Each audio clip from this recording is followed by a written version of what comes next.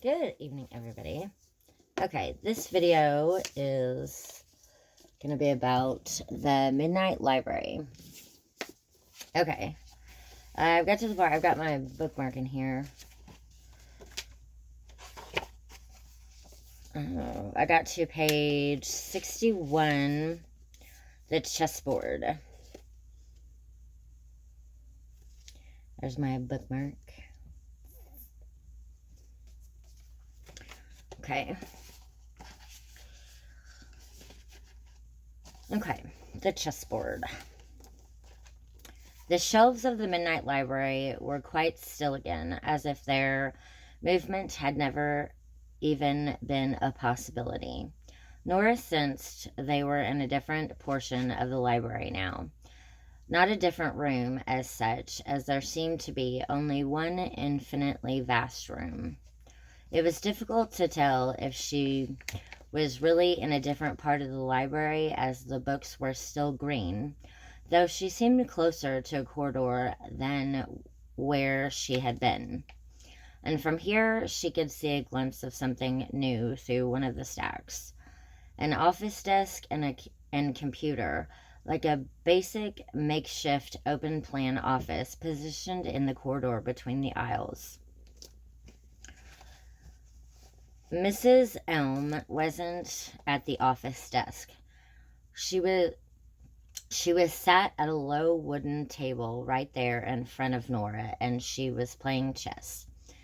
It was different to how I had imagined, said Nora. Mrs. Elm looked like she was halfway through a game. It's hard to predict, isn't it? She asked, looking blankly in front of her as she moved a black bishop across the board to take a white pawn. The things that will make us happy. Mrs. Elm rotated the chessboard through 180 degrees. She was, it appeared, playing against herself. Yes, said Nora, it is, but what happens to her? To me? How does she end up? How do I know? I only know today. I know a lot about today, but I don't know what happens tomorrow. But she'll be there in the bathroom, and she won't know how she got there. And have you never walked into a room and wondered what you came in for? Have you never forgotten what you just did? Have you ever blanked out or misremembered what you were just doing? Yes, but I was there for half an hour in that life. And that other you won't know that. She will remember what you just did and said, but if she did and said them. Nora let out a deep exhale. Dan wasn't like that. People change, said Miss Elm, still looking at the chessboard. Her hand lingered over a bishop. Nora rethought. Or maybe he was like that and I just didn't see it. So, wondered Mrs. Elm, looking at Nora, what are you feeling? Like I still want to die. I have wanted to die for quite a while. I have carefully calculated that the pain of me living as the bloody disaster that is myself is greater than the pain anyone else will feel if I were to die. In fact, I'm sure it would be a relief. I'm not useful to anyone. I was bad at work. I have disappointed everyone. I am a waste of a carbon footprint, to be honest. I hurt people. I have no one left, not even poor old Volts, who died because I couldn't look after a cat properly. I want to die. My life is a disaster, and I want it to end. I am not cut out for living, and there is no point going through all this, because I'm clearly destined to be unhappy in other lives too. That is just me. I add nothing. I am wallowing in self-pity. I want to die.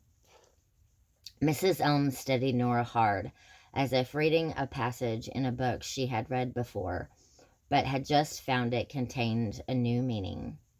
Want, she told her. in a measured tone is an interesting word. It means lack. Sometimes if we feel that lack with something else, the original want disappears entirely. Maybe you have a lack problem rather than a want problem. Maybe there is a life that you really want to live. I thought that was it, the one with Dan, but it wasn't. No, I wasn't. But that is just one of your possible lives, and 1 into infinity is a very small fraction indeed.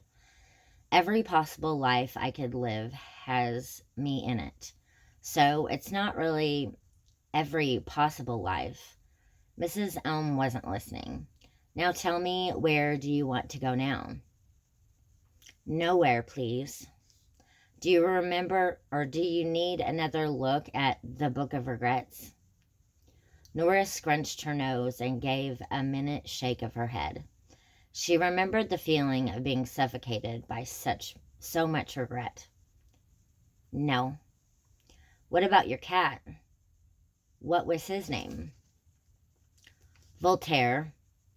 It was a bit pretentious, and he wasn't really a pretentious cat, so I just called him Volts for short. Sometimes Voltsies, if I was feeling jovial. Which was rare, obviously. I couldn't even finalize a name for a cat. Well, you said you were bad at having a cat. What would you have done differently? Nora thought. She had the very real sense that Mrs. Elm was playing some kind of game with her, but she also wanted to see her cat again, and not simply a cat with the same name. In fact, she wanted it more than anything. Okay. I'd like to see the life where I kept Voltaire indoors. My Voltaire. I'd like the life where I'd try and kill myself, and where I was a good cat owner, or where I didn't try to kill myself, and where I was a good cat owner, and I didn't let him out onto the road last night. I'd like that life, just for a little while. That life exists, doesn't it?